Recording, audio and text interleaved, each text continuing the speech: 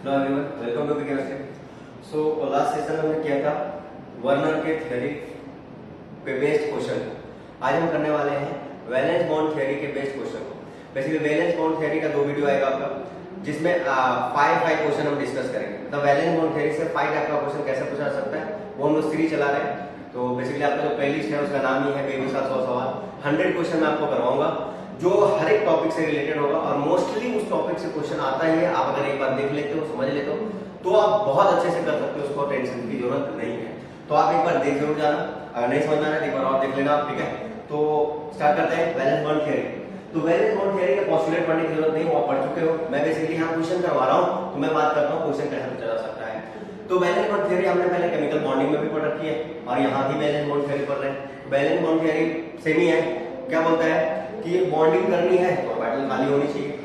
Chemical bonding में करवाते हैं तो वहां अनपेयर्ड इलेक्ट्रॉन बोलता था, लेकिन कोऑर्डिनेशन में क्या बोलता है कि अगर किसी भी सेंट्रल एटम के डी ऑर्बिटल को बॉन्डिंग करनी है तो उसके पास ऑर्बिटल खाली होनी चाहिए, ठीक है। तो ऑर्बिटल खाली होनी चाहिए। तो अगर आप पिरामिड अगर हमने देखा कि डी और एस होता है, पी होता है, तीनों की एनर्जी अलग अलग है। तो मतलब लिगेंड आएगा तो उसको कैसे पता चलेगा किस में जाना है, डी में जाना है, केस में जाना है, पी में जाना है, कौन सा लिगेंड कहां इलेक्ट्रॉन डालेगा, कैसे डिसाइड करेगा। तो वीवीडी ने बोला कि ऐसा कुछ होता नहीं, डी एस और पी में इलेक्ट्रॉन डाला ही नहीं जाता। इलेक्ट्रॉन डाला जाता है हाइब्रिड ऑर्बिटल में, जो डी एस और पी के मिक्सिंग से बनता है। तो पहले ऑर्बिटल्स क्या होते हैं, जो ऑर्बिटल वैकेंट होते हैं वो हाइब्रिडाइज होते हैं। हाइब्रिडाइज होने के बाद क्या हो जाता है, उनका शेप, एनर्जी सब कुछ सेम हो जाता है, और उसके बेसिस पे लिगेंड क्या करता है, अपना इलेक्ट्रॉन डाल देता है। तो हमें जो पढ़ने हैं वो 3 तरह के हाइब्रिडाइजेशन पढ़ने हैं। कोऑर्डिनेशन में आपने केमिकल बॉन्डिंग बहुत सारे पढ़े होंगे, ठीक है। तो हमें यहाँ क्या पढ़ना है, कोऑर्डिनेशन नंबर 4 का और कोऑर्डिनेशन नंबर 6 का हाइब्रिडाइजेशन वाला कंसेप्ट पढ़ना है। बेसिकली अगर केमिकल बॉन्डिंग के बारे में बोला जाए तो 4 बॉन्ड वाला 6 बॉन्ड वाला हमें देखना है ना। चलो तो स्टार्ट करते हैं कोऑर्डिनेशन नंबर 4। कोऑर्डिनेशन नंबर 4 में 2 तरह की ज्योमेट्री होगी आपकी, या 2 तरह का हाइब्रिडाइजेशन हो सकता है। पहला DsP2 और इसी को हम sp2d बोलते हैं। अगर ऐसा है तो ये कॉम्प्लेक्स जो बनेगा या ये जो कंपाउंड बनेगा उसका ज्योमेट्री क्या हो जाएगा, स्क्वायर पिरामिडल। क्या हो जाएगा, स्क्वायर प्लेनर, नॉट पिरामिडल, क्या हो जाएगा, स्क्वायर प्लेनर हो जाएगा। बट अगर हाइब्रिडाइजेशन sp3 और sd3 आता है, हाइब्रिडाइजेशन अगर sp3 और sd3 आता है तो उसका क्या हो जाएगा, टेट्राहेड्रल। इसकी ज्योमेट्री क्या हो जाएगी, टेट्राहेड्रल हो जाएगी, ठीक है। अब बात करते हैं कि कोऑर्डिनेशन नंबर 6 में क्या हो सकता है। कोऑर्डिनेशन नंबर 6 में भी 2 पॉसिबिलिटी है, ठीक है, कि हाइब्रिडाइजेशन D2sp3 हो जाए। देखो जितने कोऑर्डिनेशन नंबर या जितने बॉन्ड होते हैं दोनों ऑर्बिटल को मिलना होता है। 6 है तो 6 ऑर्बिटल मिलेंगे, 2 d का, 1 s का, 3 p का, ऐसा मिल सकता है। या फिर दूसरी पॉसिबिलिटी क्या है हमारी कि sp3d2 मिल जाए, ठीक है। आपको लग रहा होगा ये दोनों सेम है, हाँ, अगर ज्योमेट्री के बेसिस पे देखकर ज्योमेट्री सेम ही आता है। बट अगर हम यहाँ अगर वैलेंस बॉन्ड थ्योरी के बेसिस पे देखें तो थोड़ा अलग होता है। मैं आपको बताता हूँ। तो ये दोनों की ज्योमेट्री तो ऑक्टाहेड्रल ही आएगी।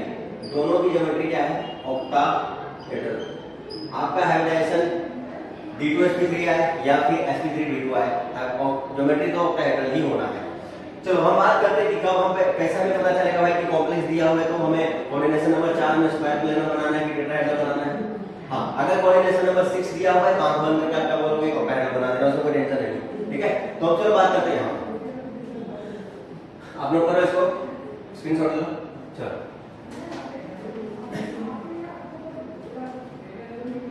देखो, अगर हमारा कॉम्प्लेक्स जो डी ऑर्बिटल, ये रहा डी ऑर्बिटल, किसी भी ट्रांजिशन एलिमेंट का जो कॉम्प्लेक्स होगा, ट्रांजिशन एलिमेंट ही कॉम्प्लेक्स बनाते हैं, ठीक है। तो उसके पास एक डी होगा जो कि अगर मैं 3D सीरीज का मान लूं, थर्ड सीरीज का या 3D सीरीज का जो ट्रांजिशन एलिमेंट है उसके बाद 3D होगा, 4s होगा, 4p होगा, और इधर एक 4d होगा।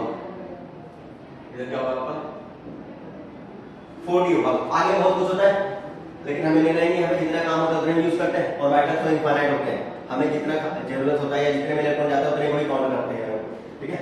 तो देखो हाइब्रिडाइजेशन कब हमारा sp3 होगा, sp3 होने के लिए एक s ऑर्बिटल को कंज्यूम करना पड़ेगा और 3 p को, ऐसा होना चाहिए। sp3 हाइब्रिडाइजेशन के लिए ये होना चाहिए, मतलब टेट्राहेड्रल ज्योमेट्री बनाने के लिए ये 4 ऑर्बिटल कंट्रीब्यूट करना चाहिए, d का उसमें एक भी नहीं जाना चाहिए। ये है। अब बोलोगे सर ऐसा कब होगा, ऐसा तब होगा जब ये पार्टिसिपेट नहीं करेगा। और डी पार्टिसिपेट कब नहीं करेगा, जब इसके सारे ऑर्बिटल भरे होंगे। अगर सारे ऑर्बिटल भरे हैं तो लिगेंड जो 2 इलेक्ट्रॉन लेके आ रहा है वो कहां रखेगा, तो जब डी ऑर्बिटल फील्ड हो जाए, किसी भी तरह से किसी भी रीजन से फील्ड हो जाए, या डी ऑर्बिटल पार्टिसिपेट ना कर पाए, चाहे ये डी वाला हो या फिर ये डी वाला, कोई भी डी जब पार्टिसिपेट नहीं कर पाएगा तो ज्योमेट्री क्या आ जाएगी, sp3। ठीक है, और ये कब हो सकता है, अगर आपका d10 है, d9 है, ऐसा कुछ है तो ये कभी भी पार्टिसिपेट नहीं करेगा। तो d10 और d9 वाले जब कॉन्फ़िगरेशन आते हैं तो आंख बंद करके बोल देना कि वो क्या बना देगा, टेट्राहेड्रल बना देगा, बिकॉज कभी भी उसका डी पार्टिसिपेट करेगा नहीं, बाहर का लेगा नहीं। क्यों नहीं लेगा बाहर का, आपस से बाहर ले लेता, ऐसा नहीं हुआ, क्योंकि पूर्वी की एनर्जी कम होती है, 40 की ज्यादा होती है, और पार्टिसिपेशन में पहले लोअर एनर्जी वाला जाता है। ठीक है, ये हो गया sp3 टेट्राहेड्रल कब बनेगा, मैं आपको एग्जांपल दिख रहा हूं अभी। और नेक्स्ट आपका स्क्वायर प्लेनर कब बनेगा, सिंपल सी बात है, जब एक अंदर वाला डी या एक बाहर वाला डी यूज कर ले तो स्क्वायर प्लेनर बनेगा। ठीक है, तो अंदर वाला डी एक s और 2 p यूज कर लेगा तो क्या रहेगा, dsp2, अंदर वाला डी यूज कर रहा है तो, और अगर यही अगर बाहर वाला डी यूज कर ले तो यहाँ क्या होता है, ध्यान समझना, एक इलेक्ट्रॉन मेरा यहाँ किसी तरह से आ जाता है, मतलब अंदर का ये जो बॉक्स है ना p वाला वो खाली नहीं रहता बाहर का, तो क्या होता है, ये क्या करता है, s यहाँ से लेता है, 2p यहाँ से लेता है, 1d यहाँ से लेता है, तो हाइब्रिडेशन आता है sp2d। ये बहुत रेयर है, बहुत कम केस में होता है, मैं जहां होगा आपको बता दूंगा। फिलहाल हमारा मोस्ट इंपोर्टेंट ये है क्योंकि जनरली यहाँ से क्वेश्चन पूछा जाता है। क्लियर है, तो आपको समझ में आ गया कब टेट्राहेड्रल बनेगा, कब ऑक्टाहेड्रल, अगर नहीं समझ में आ रहा है तो एग्जांपल से आपको समझ में आ जाएगा। चलो आप तो आगे बढ़ते हैं, अब ऑक्टाहेड्रल के लिए देख लेते हैं। अच्छा, एक और था टेट्राहेड्रल में sd3 कब आएगा, एक और मैंने आपको बताया था sd3, ये कब आएगा वो देखो। sd3 के लिए क्या चाहिए, मुझे एक s ऑर्बिटल चाहिए और 3 d ऑर्बिटल चाहिए होगा। अच्छा, एक चीज आपने नोटिस किया होगा कि जब भी हाइब्रिडेशन होता है s जरूर आता है, बिना s का हाइब्रिडेशन नॉर्मली बहुत रेयर, रेयरेस्ट ऑफ रेयर किसी केस में हो सकता है, जनरली s को होना चाहिए। तो एक s लेना होगा और 3 d मिक्स करना होगा, और ऐसा कब हो सकता है, जब d3 खाली हो। याद करो KMnO4 का केस आपने पढ़ा होगा या मैं आपको बताऊंगा, KMnO4 K2Cr2O7, इनमें जो d आता है ना, इनका जो ज्योमेट्री आता है वो टेट्राहेड्रल होता है, और वो टेट्राहेड्रल का हाइब्रिडेशन क्या होता है, sp3 होता है, क्योंकि यहाँ क्या होता है ऑक्सीडेशन से +7 होता है, सारे इलेक्ट्रॉन निकला रहता है, और अगर सारे इलेक्ट्रॉन निकल जाएंगे डी से तो अंदर के 3 खाली होंगे। तो s जब मिलेगा तो उसके पास दो पॉसिबिलिटी, या तो बाहर वाले 3 ऑर्बिटल को यूज कर ले, हायर एनर्जी वाले को, या तो लोअर एनर्जी वाले को, और कोई भी कभी भी नहीं चाहता हायर एनर्जी के साथ रहना, इसलिए लोअर वाले को कर लेगा, sd3 हाइब्रिडेशन दे देगा। क्लियर है, चलो तो टेट्राहेड्रल का दो हाइब्रिडेशन पॉसिबल था, मैंने बता दिया, sp3 जब ये भरा होगा तब ये हो जाएगा, sd3 जब ये खाली होगा तब ये हो जाएगा, और dsp2 या sp2d कब होगा, जब ये भरा हो, एक डब्बा खाली रह जाए, जब ये भरा हो, किसी तरह से यहां से अगर वो पार्टिसिपेट कर ले तो ज्योमेट्री क्या आ जाता है, स्क्वायर प्लेनर, और इसमें क्या आता है, दोनों में टेट्राहेड्रल। अब हम बात करते हैं ऑक्टाहेड्रल की।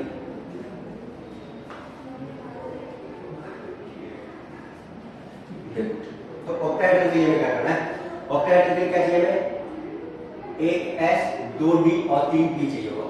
ठीक है, या फिर क्या चाहिए हमें, sp3d2 चाहिए होगा। क्लियर है, तो देखो कैसे होगा ये पॉसिबिलिटी, फिर से बनाते हैं। हमारे पास क्या क्या ऑर्बिटल्स, 5 1 3 और ये आपका 5, ये क्या है, 4d है, ये 4p है, ये 4s है और ये 3d। अगर जो कॉम्प्लेक्स है उसका जो मेटल सेंट्रल एटम है, अगर वो अंदर वाले d को पार्टिसिपेट करवाता है तो उसका हाइब्रिडेशन होगा d2sp3, d2sp3। अगर बाहर वाले को पार्टिसिपेट करवाता है, समझ लो ऐसा कुछ, ये अगर ऐसा करवाता है तो हाइब्रिडेशन हो जाएगा क्या, sp3d2। अब आपको कैसे पता चलेगा कब करवाना है, क्या करवाना है, देखो तो सिंपली बात है, अगर अंदर वाला ऑर्बिटल किसी तरह से खाली हो जाए, किसी भी रीजन से खाली हो जाए, तो क्या करेगा, ऑलवेज अंदर मोस्ट फेवरेबल जो पार्टिसिपेशन होता है ना लोअर एनर्जी का होता है, ऑलवेज वो चाहता है कि मैं लोअर एनर्जी वाले को पार्टिसिपेट करवाऊं। हाँ मजबूरी है, अगर अंदर खाली नहीं तो बाहर वाला यूज कर लेगा। ठीक है, तो ये कैसे हो सकता है, ये हो सकता है अपने आप खाली हो जाए, हो सकता है जो लिगेंड आने वाला है वो खाली करवा दे, अभी हम देखेंगे एग्जांपल में, है ना। तो अगर ये अंदर वाला किसी तरह से करता है तो हाइब्रिडेशन d2sp3 हो जाएगा, और अगर ये बाहर वाला करता है तो हाइब्रिडेशन sp3d2 हो जाएगा, और दोनों की ज्योमेट्री सिंपल है, ऑक्टाहेड्रल होती है। हाँ, अगर आप बोलोगे सर दोनों में ऑक्टाहेड्रल बन रहा है तो मतलब ज्यादा स्टेबल किसमें बनेगा, तो कोई डाउट नहीं भाई, इसमें ज्यादा स्टेबल बनेगा, इससे बनने वाला ऑक्टाहेड्रल ज्यादा स्टेबल बनेगा, क्योंकि लोअर एनर्जी की ऑर्बिटल को यूज कर रहा है, और लोअर एनर्जी का मतलब यह है हायर स्टेबिलिटी। क्लियर है, चलो तो आगे बढ़ते हैं। अब क्वेश्चन पे आ जाते हैं सीधा, है ना। कुछ एग्जांपल लेते हैं, एग्जांपल के बेसिस पे आपको पता चल जाएगा। हाँ, एक और बात याद रखना, ये जो कॉन्सेप्ट है ना प्योर वीवीटी से नहीं बन सकता है। अगर ज्योमेट्री मुझे निकालनी है प्योर वीवीटी से गलत निकलेगा। तो मैं क्या करूंगा, CF2 का थोड़ा सा कॉन्सेप्ट यूज करूंगा, स्ट्रॉन्ग फील्ड और वीक फील्ड। मैं अभी आपको बता देता हूँ क्या होता है स्ट्रॉन्ग फील्ड, क्या होता है वीक फील्ड, ठीक है। और कुछ आपको सीक्वेंस दिखा दूंगा कौन स्ट्रॉन्ग है कौन वीक है, लेकिन बाद में जब हम CFP करेंगे तो आपको पता चल जाएगा, या आपने सीरीज याद भी रखा होगा। चलो, तो मैं 3 कॉम्प्लेक्स लूंगा और तीनों में आपको दिखाऊंगा, या 4 ले लेता हूँ, Sd3 का भी कर लेता हूँ। एक मेरे पास कंपाउंड है KMnO4, ठीक है। दूसरा मेरे पास है NiCO 4 कोऑर्डिनेशन का। नेक्स्ट मेरे पास है NiCN का 4 2 माइनस, ये भी 4 कोऑर्डिनेशन का है मेरे पास। और एक और लेता हूं मैं CO NH3 का होल 6 3 प्लस, और एक और कॉम्प्लेक्स ले लेता हूं मैं आपका CO Cl का होल 6 और यहाँ 3 माइनस। ये सारे कॉम्प्लेक्स आपके सारी ज्योमेट्री आ जाएगी, ठीक है। मैं एक एक करके निकालता हूँ भैया, भी अगर मैं एक का बता दूंगा बाकी सब पूरी कर लोगे। चलो करते हैं, इसका निकालते हैं। सबसे पहले क्या करेंगे, सेंट्रल एटम का निकालेंगे ऑक्सीडेशन स्टेट, ठीक है। निकालो इसका, आप निकालो +7 आ जाएगा, 4 2 जाए, इसमें 8 में से 1 है, आप निकालना सीख चुके हो, आप निकाले ना, +7 आ गया। तो मैंगनीज जो है, मैंगनीज के पास +7 है, मतलब वो 7 इलेक्ट्रॉन निकाल चुका है। तो डब्बा बनाओ भाई, इसका बॉक्सेस बना लो, इनके ऑर्बिटल बना लो, ये रहा।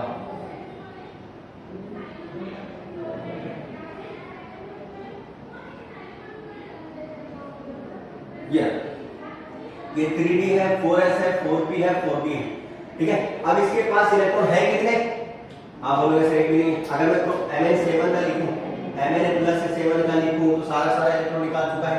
D में 5 होता है, 4 में 2 होता है, 4s में 2 होता है, सब निकाल चुका है, बचा ही नहीं, पूरा का पूरा खाली है। तो एक S लेगा और S दोनों तरफ देखेगा, इधर भी देखेगा इधर भी देखेगा, बोलेगा इधर एनर्जी कम है, इधर जाऊंगा, तो यहां से मिला लेगा ये ऐसा, ये रहा हाइब्रिडेशन क्या आ जाएगा Sd3। हाइब्रिडेशन क्या होगा भाई, Sd3 हो जाएगा। अब Sd3 तो ज्योमेट्री तुमको पता है, ज्योमेट्री पता है क्या होगा, टेट्राहेड्रल हो जाएगा। बोलो क्लियर, यहां तक क्लियर हो जाना चाहिए आपको, ठीक है। चलो अब उसके बाद इसमें आते हैं, निकेल कहां है, यहां ऑक्सीडेशन स्टेट निकालोगे भाई, तो निकेल का कितना आएगा 0, निकेल का निकालो 0 आएगा, क्योंकि ये क्या है न्यूट्रल लिगेंड है, और न्यूट्रल लिगेंड की वजह से कोई चार्ज नहीं आता है, तो 0। मतलब है कि अगर मैं इसके केस में भरू इलेक्ट्रॉन को, आप पहले इसका स्क्रीनशॉट ले लो, अगर मैं इसके केस में भरता हूं, अगर मैं निकेल के लिए भरता हूं तो देखो, अच्छा इसका स्ट्रक्चर देख लेना थोड़ा, ये रहा, ये है टेट्राहेड्रल।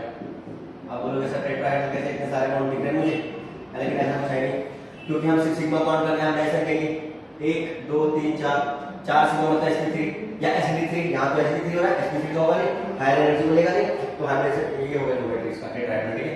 चलो नोट कर लो, आगे बढ़ते हैं। अब इसके लिए निकालता हूं मैं, तो अभी मैंने निकाला निकल 0, और निकल 0 कहने का मतलब क्या होता है, देखो भाई इसके D में होता है 8 इलेक्ट्रॉन,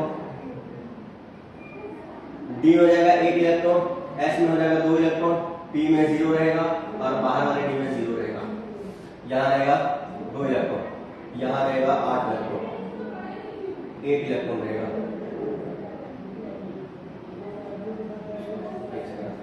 इसमें रहेगा 1 इलेक्ट्रॉन, बड़ा करके दिखा देते हैं, 1 2 4 6, ये 8 इलेक्ट्रॉन है। अब देखो होता क्या है, ये जो CO है ना बहुत स्ट्रॉन्ग फील्ड लिगेंड है। स्ट्रॉन्ग फील्ड कहने का मतलब उसकी ताकत ज्यादा है, तो वो क्या चाहेगा, कोई भी ताकतवर लिगेंड आएगा तो बॉन्ड बनाना चाहेगा। कौन सा बॉन्ड बनाना चाहेगा, जिससे वो ज्यादा स्टेबल होगा, और कब ज्यादा स्टेबल होगा, जब अंदर वाले डी ऑर्बिटल को यूज कर सके या अंदर वाले ऑर्बिटल को यूज कर सके। तो ये क्या करता है, CO क्या करता है, यहां से 2 इलेक्ट्रॉन बोलता है अंदर चले जा, क्यों जाएगा, क्योंकि यहाँ पेड़ है, ये यहाँ आ सकता है, यहाँ पेड़ है, यहाँ जा सकता है, तो इसको पुश करके अंदर भेज देता है, ठीक है, क्योंकि ये स्ट्रॉन्ग फील्ड लिगेंड क्या है, स्ट्रॉन्ग फील्ड लिगेंड है, ठीक है। तो ये यहाँ भेजेगा, तो ये डब्बा खाली हो गया इसका, अब देखो S खाली हो गया, अब इधर देखेगा, बोलेगा नहीं उम्मीद ही नहीं है क्योंकि जगह खाली नहीं, तो इधर जाएगा, तो हाइब्रिडेशन क्या हो जाएगा Sp3, हाइब्रिडेशन क्या हो गया Sp3। अगर हाइब्रिडेशन Sp3 है तो बताओ ज्योमेट्री क्या हो जाएगा, ज्योमेट्री सिंपल सी बात है भाई, टेट्राहेड्रल हो जाएगा, क्या हो जाएगा टेट्राहेड्रल। स्ट्रक्चर देखना है, देख लो, ये रहा निकेल, यहाँ रहा CO CO CO, ये रहा, this is the structure of this compound. ठीक है, आप क्या पूछेगा, बड़े प्यार से हाइड्रोजन पूछेगा, बड़े प्यार से आपसे ज्योमेट्री पूछेगा, तो कुछ भी पूछेगा तुमसे। आगे बढ़ाऊंगा, लो स्पिन हाई स्पिन पूछता है। ठीक है, क्लियर है? ये रहा टेट्राहेड्रल। आगे देखते हैं, देखो निकेल का ही कंपाउंड है, यहाँ भी स्ट्रॉन्ग फ्री लिगेंड है, ये भी स्ट्रॉन्ग फ्री लिगेंड, ये भी स्ट्रॉन्ग फ्री लिगेंड, लेकिन देखना यहाँ टेट्राहेड्रल आया था, यहाँ स्क्वायर प्लेन आएगा, कुछ तो लोचा होगा, देखते हैं जरा।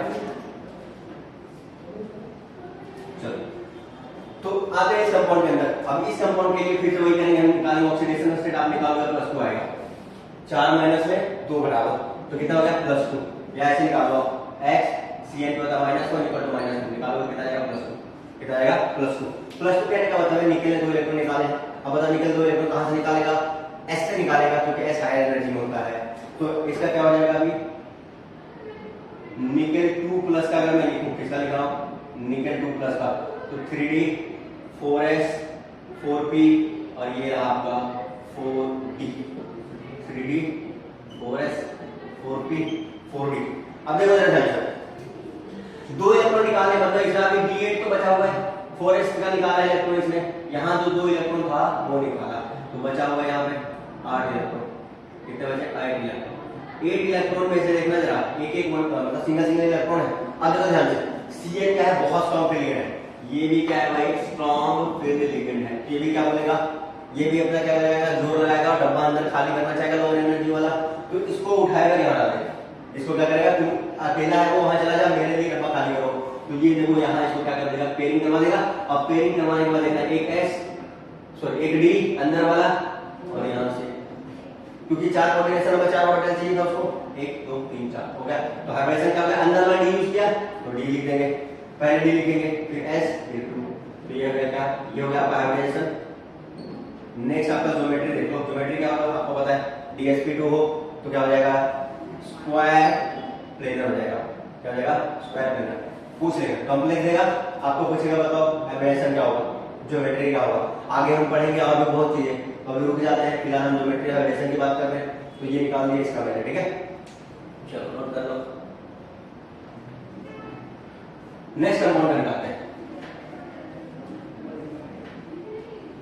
नेक्स्ट कंपाउंड हमारा क्या है, CONH3 का होल 6। हाँ, एक बात याद रखना, कोबाल्ट के साथ अमोनिया जो होता है वो स्ट्रॉन्ग फील्ड लिगेंड होता है, आगे सब पता चल जाएगा आपको, फिलहाल आप याद रख लें कि कोबाल्ट के साथ ammonia water strong field ligand जैसा काम करते हैं।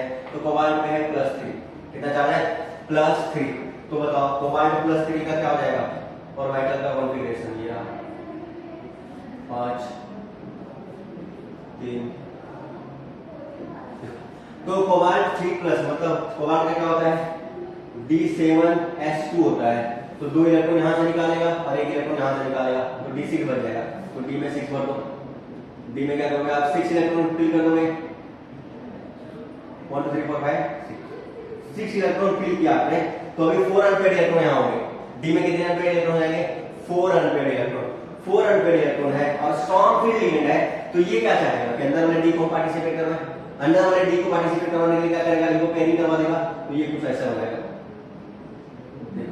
एक पहले से पेयर था, अभी एक ये क्या करेगा, यहाँ भेजेगा और एक यहाँ, तो कितना बचा अंदर, 2 D खाली कर दिया। और ऑक्टाहेड्रल में चाहिए मतलब 6 कोऑर्डिनेशन में 2 अंदर का D चाहिए था या 2 बाहर का, अंदर खाली हो रहा है तो करेगा। उसके बाद क्या करेगा, S ले लेगा यहाँ से और 2 या 3 P यूज करेगा, 3 4 5 6 हो गया टोटल।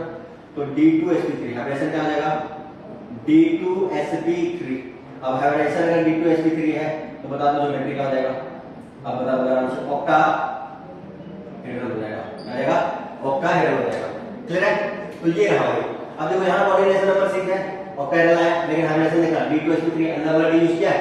अब सेम कोबाल्ट का कॉम्प्लेक्स है लेकिन क्लोरीन के साथ है और 3+ में ही है, लेकिन बाहर वाला यूज करेगा। अभी मैं आपको दिखा रहा हूं ऐसा क्यों, क्योंकि क्लोरीन वीक फील्ड लिगेंड है, वीक फील्ड लिगेंड है।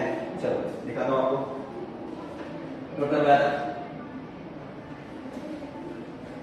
मोस्टली अगर कोबाल्ट के कॉम्प्लेक्सेस पूछता है, ये भी याद रखना, मोस्टली देखना प्रीवियस ईयर में देखोगे तो कोबाल्ट के ही कॉम्प्लेक्सेस पूछे हुए बार बार उससे। देखो इसका लिखते हैं भाई, COCl6 है और 3 माइनस है, ये। अब निकालो ऑक्सीडेशन स्टेट, x -6 = -3 = +3। इतना तो आपको आना ही चाहिए, ठीक है, क्योंकि ये रिवीजन टाइप है, मतलब क्वेश्चन टाइप है, तो आपको इतना पता होना चाहिए। तो ये +3 है, तो फिर से वापस कोबाल्ट +3 मतलब D6 वापस लिखूंगा मैं भाई, फिर से डब्बा बनाना है,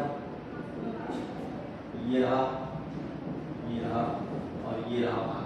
अब हमें बाहर वाले की जरूरत पड़ी तो इसको अच्छे से बना लेते हैं। एक ये 3D है, 4S है, 4P है, 4D। देखना है, ध्यान से देखना है। यहाँ होगा क्या, अब देखो D6 है तो D में 6 इलेक्ट्रॉन भर देता हूं मैं, ये भर देना D में 6 इलेक्ट्रॉन। अब ये वीक फील्ड लिगेंड है, ये पेयरिंग करवा नहीं सकता। अगर पेयरिंग नहीं करवाएगा तो अंदर वाला डब्बा खाली नहीं है, अंदर वाला डिब्बा नहीं खाली है तो बेचारे को क्या करना पड़ेगा, कोबाल्ट को बाहर वाला डब्बा देना पड़ेगा, क्योंकि अंदर वाला डब्बा खाली नहीं है। तो हायर एनर्जी वाला देगा तो ये रहेगा S, एक S 3P 2D। क्या आ गया, पहले S लिखेंगे फिर P लिखेंगे फिर D लिखेंगे, तो हाइब्रिडाइजेशन क्या हो गया, sp3d2 दो है, sp3d2 हो जाएगा। तो ज्योमेट्री क्या हो जाएगा, ज्योमेट्री तो दोनों में ही सेम है, ऑक्टाहेड्रल ही है, ऑक्टाहेड्रल ज्योमेट्री तो दोनों में ही ऑक्टाहेड्रल है, ठीक है। लेकिन हाइब्रिडाइजेशन अलग अलग है, एक हमारा क्या sp3d2 है, दूसरा क्या है d2sp3। क्लियर है। तो ये रहा भाई आपका हाइब्रिडाइजेशन और ज्योमेट्री से रिलेटेड क्वेश्चन। कितने हाइब्रिडाइजेशन हो गए, sp3 sd3 sp2d dsp2, ठीक है। उसके बाद क्या हो गया sp3d2 d2sp3, ये सारे मैंने आपको बता रखा है, मैंने क्या बताया शॉर्ट बता देता हूं, इसका स्क्रीनशॉट ले लो आप, ठीक है। देखो मैंने आपको क्या क्या बताया और कैसे निकलेगा, फिर से लिख देता हूं। ये रहा भाई हमारे पास क्या क्या हाइब्रिडाइजेशन पॉसिबल है, हमारे पास पॉसिबल है sp3 sd3 dsp2 sp2d d2sp3 या sp3d2। ये आप इतने और मेटल पॉसिबल है ना, इतने तो बने आपके। देखो ये क्या हो गया, ये हो गया आपके कोऑर्डिनेशन नंबर 4 के, ये हो जाता है आपके इसका, ये हो गया आपका कोऑर्डिनेशन नंबर 4 का, this is for coordination number equal to 4, और ये हो गया दोनों कोऑर्डिनेशन नंबर 6 का, कोऑर्डिनेशन नंबर 6 का, ठीक है। अब देखो ये sp3 का ध्यान से सुना, sp3 का जब हमारा क्या हो, इनर डी फील्ड हो, इनर डी जब पूरा भरा रहेगा या फिर किसी वजह से खाली नहीं रहेगा तो क्या हो जाएगा भाई, sp3 का रहेगा, 4 हो गया तो 3 बाहर का यूज करेगा। sp3 का इनर डी वैकेंट, जब अंदर वाला डी खाली हो जाए तो क्या करेगा, sp3 यूज कर लेगा। dsp2 का जब देखना जाए स्ट्रॉन्ग फील्ड लिगेंड हो, पहली बात कि वहां स्ट्रॉन्ग फील्ड लिगेंड होना चाहिए, ठीक है। दूसरा कंडीशन क्या है कि इनर डी खाली होना चाहिए, इनर डी वैकेंट। अगर स्ट्रॉन्ग फील्ड लिगेंड है तो वैकेंट करवा लेता है ना, यूज करके और वहां से यूज कर लेता है। याद रखो यहाँ क्या होता है, ये वीक फील्ड लिगेंड और या फिर क्या होना चाहिए, इनर डी फील्ड होना चाहिए, अंदर वाला डी भरा होना चाहिए, तब ये पॉसिबिलिटी है। नेक्स्ट जो d2sp3 में कहा जाएगा, d2sp3 में अंदर वाला डी यूज कर रहा है, वापस क्या होना चाहिए, स्ट्रॉन्ग फील्ड लिगेंड होना चाहिए। देखो ऐसा नहीं हमेशा स्ट्रॉन्ग फील्ड लिगेंड हो तभी खाली हुआ, वो अपने आप ही खाली हो सकता है, लेकिन मोस्टली हम क्या कहते हैं कि स्ट्रॉन्ग फील्ड लिगेंड ही खाली करवाता है अंदर वाले डी को, या इसी को आप बोल सकते हो इनर डी वैकेंट। अंदर वाला डी खाली है तो हाइब्रिडाइजेशन आप ये बता दोगे। अगर वीक फील्ड लिगेंड है या फिर इनर डी फील्ड है, अगर ऐसा है तो ये आपका काम खत्म, इतने ही में पूरा खत्म। इतने करोगे तो आराम से ज्योमेट्री का क्वेश्चन बन जाएगा, और ज्योमेट्री का क्वेश्चन बना मतलब आगे जो क्वेश्चन बताऊंगा नेक्स्ट वीडियो में बहुत सारे क्वेश्चन बन जाएंगे, ठीक है। तो चलो आज यहाँ तक काफी है वीवीटी का, आप प्रैक्टिस करो क्वेश्चन, मैंने आपको बता दिया कैसे पूछेगा, ये आप स्क्रीनशॉट ले लो, मोस्ट इंपॉर्टेंट है, ठीक है। चलो तो मिलते हैं नेक्स्ट वीडियो में वीवीटी का सेकंड पार्ट। ये फर्स्ट पार्ट था, वीवीटी का सेकंड पार्ट में इसमें तो आई थिंक 5 से ज्यादा क्वेश्चन हो गए, ठीक है। तो आगे भी वीडियो में क्वेश्चन करेंगे, अच्छे से क्वेश्चन करेंगे, जो आया हुआ है आप सॉल्व करना, आराम से क्वेश्चन बन जाएंगे प्रीवियस ईयर के, ठीक है। Okay, thank you for watching the video. चलो मिलते हैं नेक्स्ट वीडियो।